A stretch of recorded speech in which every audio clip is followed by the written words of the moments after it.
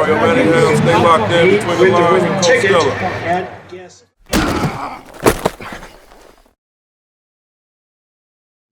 You know it, bro. We're going to move right along to our Phillips Care Training PCT Players of the Performance of the Week. Coach, who we got? I'm going to jump right into it, man. We're going to go number 8 down to number 1 like we do every week. Excuse me. Here we go. We got some hitters on the list.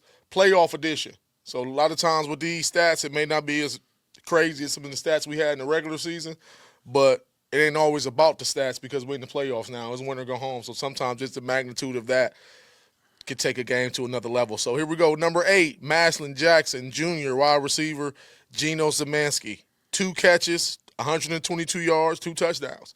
Nice and simple. He got 2 touches, but 122 yards and touch paint both times. They won 24-17 versus Brunswick. Shout out to Maslin Jackson. Shout out to Geno. Good luck this week. Number 7, local kid. First time on the honorable mention list this year is Boardman Senior Vince Buteau. He had 197 total yards and 2 touchdowns in the Boardman upset. And nobody had Boardman winning week 1 in the playoffs. They won 38-28 versus Riverside. Shout out to Vince and his brother. Been doing a good job carrying the offense all year. Old school, methodical type of offense, but it works for them. As long as it works for them and they getting wins and they playing good football now at the end of the year, that's all that matter. Shout out to Coach Doda and his staff. Shout out to my guy, Coach Caputo over there. But the staff is doing a great job. Boardman got a big-time upset win in Week 10 versus Canfield. They kind of carried that momentum into last week and got a playoff win, 38-28 versus Riverside. Number 6, Malvern Senior running back Julius Gore. Julius had 24 carries, 221 yards, 2 touchdowns. They won 34-0 versus Ashtabula St. John's. Nice and simple and plain. Shout out to Julius. Julius been having a good year and a good career, so shout out to Malvern. Good luck next week and keep doing your thing. Number 5 is a kid we'll get to see this Friday, and that's Green Senior running back DB Evan Reed. Evan had a very versatile all-around game. 5 catches, 73 yards, 2 touchdowns. He also had 70 rush yards, and defensively he gave you 2.5 tackles for loss and an interception in a big-time 21-6 win versus Garfield Heights, which was an upset. Green came in as a lower seed. Garfield Heights was at home. Green went on the road, went in their home, and got the win. And it was led by Evan Reed. Had a big-time game offensively and defensively. He was all over the field. So shout out to Evan. Can't wait to see you Friday up close and personal, baby. Number 4, Rocky River junior athlete Tristan Hughes. Tristan had a big-time game in a 20-15 win versus Midview. Tristan had 11 catches, 102 yards and a touchdown. Also had 44 rushing yards, 2 more touchdowns. So offensively, he had 146 total yards, 3 touchdowns. And then on defense, he gave you 9 tackles in the TFL. The kid was getting it done all night. It's the reason why we see as a junior he's already committed to Syracuse University. I've been keeping my eye on this kid for about 4 or 5 weeks now, ever since he came on my radar and I learned about him. The kid is a big-time athlete. He can do it at running back, receiver, and safety for the most part. So shout out to Tristan and shout out to Rocky River. Congratulations and good luck next week. Number 3, Nordonia senior kicker Riley Edgehouse. Riley had a big-time game in a 27-14 win versus Twinsburg. We watch football, so we know how important. We watch, we play, we coach, so we know how important special teams and kickers are. Since we've been doing this show in 3 years, we done been at some games with some big-time kicks or big-time missed kicks. So we know how important the kicker is, especially in the playoff game. So shout out to Riley. Riley had the go-ahead game-winning 30-yard field goal. He also had another 41-yard field goal in the fourth quarter. So his number was called twice in the fourth quarter in the playoff game, 2 for 2, one of them being the game winner. I got to salute that. Shout out to Riley. Big-time kicks, way to be clutch, way to be Kobe. And good luck to Nordonia next week in their playoff in the next playoff game, and hopefully they get it done. Number 2, I talked about this guy, bro, in the Stellascope, and that's Maple Heights senior athlete Mike Banks.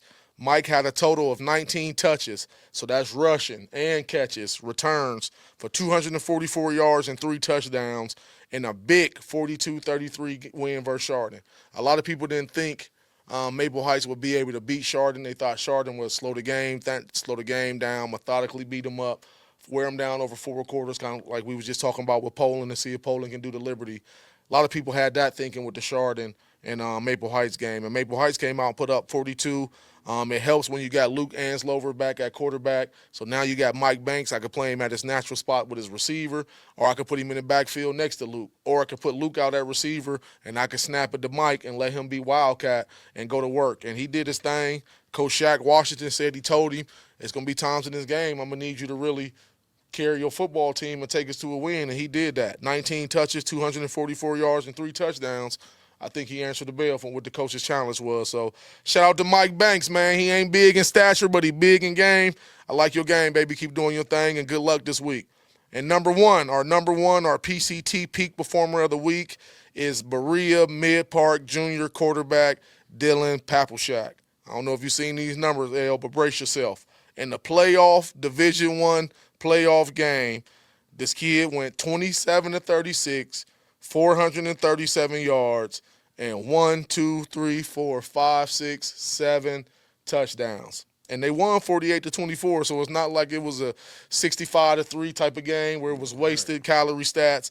No, they needed every bit of these plays, every yard, every touchdown. And shout out to that kid, man, to have that type of game in a playoff setting. That's something him and his family and his teammates going to remember forever. And it's something we definitely here at Between the Lines with Coach Stella going to remember forever also. So shout out to Dylan Papleshak, 27-36, 437 yards, and 7 touchdowns, baby. No, nothing else need to be said. Our PCT Peak Performer of the Week. Man, Dylan got busy. Dylan got busy. And let me say this too. Dylan. Let me say this too, and that's doing against Cleveland Heights. Don't look at their record. We know what type of athletes Cleveland Heights all has. over the field. You know what I mean? So to be able to do it in that type of game, in a playoff game versus them athletes, takes it to an even another level. So shout out to Dylan, man. Man, Did that's your a thing. big time. That's a big time performance, man. Congratulations on being our PCT Peak Performer of the Week. Shout out to everybody who made honorable mention. No doubt. A lot of ballers out there. It's getting cold. I see it's a lot of running backs. Yeah. It's a lot of The weather changed a little bit. Defensive players and running backs. For sure. And shout out to our amazing sponsor, man. And shout out to the kicker, too, no doubt. man, for making the list. But, yeah, definitely shout out to our sponsor, man, No doubt. PCT. You know Dylan, be checking the mail, baby. Sending something to you, Dylan. Man. So, Coach, just take us to the money, man. Let's not be hasty. Okay, I'm going to jump right into it, bro. Let's jump right into the money. Like L say every week, we only talk about good money. We don't talk about no bad money. So here we go. I got 5 on the list this week. Let's jump right into it. Number 1, Maslin Jr., DB, safety, Braylon Gamble, 6'2", 190 pounds. I ain't going to lie. Out of all the 3 years I've been doing the Stella Stock Report, bro, 2 years, sorry. The 2 years we've been doing the Stella Stock Report, this is the most surprised I've been that a kid doesn't have offers. So that's going to change quickly. That's how highly I think of this kid as a football player. He is getting interest from Kent State and Toledo. I wouldn't be surprised if they offer any day now. When you watch this kid play on film or in person, he checks almost every box you want in the safety. Number 1, he checks the eye test. He legit 6'1.5", 6'2", 190 pounds. He's very good versus the run. He can feel the alley, and when he come feel the alley, he coming with bad intentions. He's also a secure tackler, though. You know, most of the time you got big hitters, they miss a lot of tackles. Or a lot of times when you got secure tacklers, they can't give you no thump on the tackle when you need a little extra thump on 4th and 2 or whatever it may be to make sure the ball carrier don't get no forward momentum. He could do both, and that's something that you love to have in a safety. That's a safety that could be a thumper but also a secure tackler. That's like double bonus money right there. And pass coverage, he's shown he could play deep middle close, so he could play the deep middle close and cover 1 or cover 3. He also I seen 2 weeks ago against Camp McKinley, I seen that he could play off the hash. He played off the hash, got over top of a fade ball or a post, made the play, intercepted it at his highest point, which is something I'm always looking at with defensive backs. It's one thing to catch an interception, and I could catch it like a lollipop, but can I catch it in tight coverage and go up and play it at the highest point, a la like going to get a rebound in traffic? That's what I'm looking for when I'm looking at any defensive back. Can you play the ball at the highest point? And that kid can do that. At a legit 6'2", 190 with his instincts and his playmaking ability, I feel like the future is bright for this kid. I know his first offer can come any day now. If I know of Kent State, and I know somebody at Kent State and Toledo is probably pounding the desk talking to coach every week saying, we got to offer this kid, and it's going to come. I can see this kid being a Tier 2 recruit. Depending on how good he runs at camps, I don't know if he runs track, but depending on how good he runs at camp, he may be able to be a Tier 3 recruit. And the kid check all the boxes. We've seen him in person a couple times, and I'm a huge super fan of his game. I like his game, and the kid can play. So shout out to Braylon. Keep doing your thing, baby. Number 2, Kirtland senior athlete, Jake Laverde, 6'2", 200 pounds. Right now, Jake doesn't have any offers right now. Jake been pretty much the leader in the face of the program at Kirtland for 3 years now. We know what type of program they have, what type of winning tradition and culture they have. But he's been one of the best players in Kirtland history. A winner, a leader. He's the son of a coach, so he checks all the intangible boxes. But physically, this kid don't get a lot of credit for what he could do physically. I feel like people just look at him because Kirtland is Division VI, and they just say, oh, it's Division VI. And I don't like that because I didn't like that a la when we had Cam Hollaball when I was coaching at JFK, and we had Cam Hollaball. And we would talk to some of these college coaches, and they would say, oh, I don't know if he's fast enough, or I don't know if the competition is good enough. And shout out to my guy Cam, went to Walsh, 2-time Defensive Player of the Year, now transferred to Ohio University for his last year and been making plays there in the MAC. So I feel like this kid give me that same type of vibe. He passed the eye test also, 6'2", 200 pounds. He could run, he's tough, he could tackle. He's the son of a coach and a quarterback, so you know he has a high football IQ. He's the type of kid, I'm not saying he could be a quarterback at the next level, but if I'm recruiting this kid, I think he might be able to come play safety or outside linebackers for us, though. You know what I mean? With his profile, being 6'2", 200 pounds, being highly intelligent, being the coach's kid, being a quarterback, he going to understand run fits. He going to understand the game plan. He going to understand how the offense is trying to attack us now once he's on the defensive side of the ball. So I really like this kid, L. He's on a lower level because he's playing Division VI at Kirtland. But I'm a big fan of this kid's game. Keep doing your thing, Jake. Hopefully one of these schools are smart enough to pull the trigger and give you an offer and let you be able to come play college football because he can, man. He got all the intangibles. And sometimes when you say a kid has intangibles, people think he doesn't have the physical aspects that he needs. You know, he do. The kid is 6'2", 200 pounds. He can run. He's strong. He's tough. He's smart. And then you add on top of that him being able to be a coach's son and a quarterback for 3 years, leading a winning culture that wins state championships almost every year. You know what I mean? So that's a kid I would have to have on my board and have to recruit if I was in the college office. So shout out to Jake, baby. Keep doing your thing. You had a hell of a career. Number 3, one of our favorite players here is St. Joe's senior wide receiver DB, Savion Lewis. 6 foot, maybe close to 6'1", 175 pounds. He got 11 offers, Bowling Green, Dartmouth, and Yale. I wanted to mention Dartmouth and Yale because that let me know the kid has a high academia. His grades are good. His test scores is good, and he's taking that side. He's taking the classroom seriously, so that even speaks to me as a recruit. That's the type of kid I want. And his biggest offer coming from North Carolina. The kid is he took his game to an even another level this year as a senior year. Offensively and defensively. When you watch him on offense, you can see the explosiveness and the ball skills.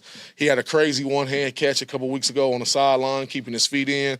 But he also got a couple short passes and a couple punt returns where he's taking them to the crib. So you can see his long speed and his explosiveness. And defensively, we always liked him as a corner here. But the thing I like this year, L, is the coaches is doing a good job letting him show off his versatility. When you watch his film from this year, he's playing some nickel. Now, it's probably matchup based. That's probably playing against the team's best receiver. But he's showing I can go in there. I can play in there, too, and lock up and make plays.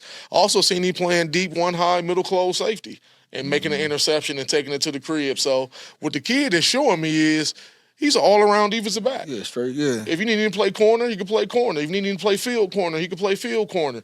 Need him to play nickel? Yep, I could do that, coach. If you need me to play free safety, I could do that and turn it into backyard football, see ball, get ball, and take it to the house. So this kid is a baller, man. He's long, athleticism, he got speed. And this is the type of kid we've been seeing him progress since the first time we seen him play in person last year till we seen him in the summertime at the elite camp at the Next Generation Youth Elite Camp in Cleveland. And now he's taking it to the season, balling out. So he's showing the proper progression you want to see in the college football player. I think he's a tier-3 recruit. And I won't be surprised if come last week in November, first week of December, some bigger schools call and try to steal him before the signing day. So shout out to Savion, kid is a special player. Keep doing your thing. Number 4, Hickory Jr. running back, Kelvin Morrison. 5'11", 175 pounds, 15 offers. Some of his biggest offers are West Virginia, Wisconsin, Tennessee, Missouri, Florida, Ohio State, Miami, Indiana, Penn State. Kid is explosive. We seen him in week 1 in person. You know what I mean? And the kid can hit his head on the goalpost anytime he touched the ball. He's explosive. But the thing I like about him is he knows how to run the ball, though. You know what I mean? Most speed dudes or explosive dudes He just want to get the ball and go and just run real fast and just hurry up, get to the edge or hurry up. He actually got patience to his game. He lets his blocks, he sets his blocks up good, He could be slow too fast through. And whenever he stick his foot in the ground and ready to hit that hole, he can hit his head on the goalpost at any time. He also can catch the ball out the backfield. He could be a dynamic kick returner also. He's the type of kid I can see a college coach saying, let's just recruit the kid as an athlete and let's just try to get him on campus because he can be a running back. If we can get him up to 190, 195, he could be a running back. Mm-hmm. If we can't get him up that big and not, he could be a corner. He could be a safety. He could be a kick returner. The kid is just a football player. I love his athleticism. Only thing I'm curious about is just how bigger can he get? How much bigger can he get? Mm-hmm. But if he can continue to get closer to 185, 190 pounds, just for next year's high school season, watch out, man. Good luck trying to tackle this kid. I know he's close to 2,000 yards, over 20 touchdowns. I know we interviewed him before the year, and he said my goals are 2,000 yards and 20 touchdowns. Of course, that was after him wanting to win the District 10 and win the state championship. So I want to put that out there like the kid's goals was individually based. They were not. His first goals was to win District 10 and win the state championship, and his individual goal was to rush for 2,000 and get 20. So, Kelvin, keep doing your thing. He's also a really, really humble kid. If you get to know this kid and talk to him, he's really humble. When you meet him and talk to him, you don't get the feel that this is a 4-star kid with 15 offers for some of the biggest programs in the country. He's real humble. But his game does a lot of talking. He is. Don't get his humbleness fooled. When he step on that field, he turned into savage mode, but he's a humble kid, and shout out to his parents and his village for doing a good job raising that kid. And I know the people in Hickory know how special Kelvin is, so keep doing your thing and good luck this week. And last guy we got on the list is Warren G. Harding, senior linebacker Tyler Smith. 6 foot, 210 pounds. Right now, Tyler doesn't have any offers. That could change at any time. I know he's getting some interest from Ashland. I felt like Tyler had a good senior year. I felt like he played his best football this year. Of course, Tyler is my little cousin, but I've been watching Tyler play varsity-wise since he's been a sophomore. So I've been able to watch him and track his progress, and he got better and better every year. The number one thing I like about him is his passion. He loved to play football. You know what I mean? On Friday nights, he's one of the kids I look at, and I know for sure he there to play, he there to win, and he loves Friday nights. He loves football. He ain't just out there being one of them kids who love what football brings to him. He brings good energy, good passion. And shout out to Coach Ongaro. Coach Ongaro do a good job of letting Tyler play freely. Right now, Tyler is not at his best just being a stack and stand linebacker, meaning I just play off the ball, I read my guard, read my triangle, try to fight through these big linemen and get to the ball carrier. He's not at his best doing that right now. That's something that he need to work on. But what he is at his best is if he's on the move and it's one-on-one between him and the offensive lineman, going back to his basketball background, his short area quickness, it's just like crossing over a big guy. He going to beat this lineman and he going to get to the ball, and he got good closing bursts to the ball. For a kid, Tyler probably ain't a 4 or 5 kid, but when you watch him play, he has great short area quickness. You hear me talking about that a lot. If you're a defender let me take that back. If you're a football player without good short area quickness, I don't know how good you're going to be, especially defensively nowadays, and it's playing against these offenses that's so spread out. I got to run sideline to sideline. They might spread me out, and the running back may run an option route on me, and I got to be able to keep him in front, guard him, and tackle him in space. So that's the one thing I like about Tyler. Another thing I like about his game is he became a better tackler this year. Shout out to Coach Bartos. I know probably most of that is from just being stronger. Coach Bartos being there this offseason, the kid getting stronger. But I thought Tyler had a good year, man. As a family member and as an alumni of Warren football, I was proud of the way he played.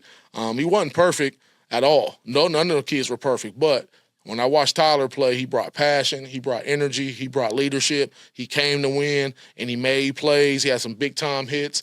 I thought one of his best games was the Mooney game, even though they lost. But I thought he was all over the field, sideline to sideline. He had some big hits that game. But he also showed you got some nice hands. Coach did a good job of sneaking him out the backfield on a couple plays, letting him catch some balls. So Tyler's a Tier 1 recruit, probably a Division 2 recruit. But like I said, I thought he had a good year. They went 3-6, but all in all, I thought Tyler did his part, and I thought Tyler did a good job leading. It's hard to lead when you're 3-6. But I feel like every game, every Friday, his energy was there, his passion was there, his focus was there. He came to win. You could look him in his eyes and know he was there to play, and he made plays on the football field. So shout out to Tyler. It was a rough senior year, man, but you did your thing, and you did a good job, leaving your impact as a leader. and doing the best you could do, and that's all you could do, baby. Indeed, man. Shout out to all the guys on the list, man. Definitely some ballers, man. Shout out to Tyler. Shout out to Savion, Kelvin Morrison. You picked Like that list? Yeah, I like that list. You know, every one of them players, you know, they showing up Friday night. They coming to bring it. So No doubt, you know bro. what I'm saying? Shout out to the guys. No doubt. That's our Stella Stock Report. Be checking in, man. Keep it locked in, but in between the lines with Coach Stella. You feel me? You did.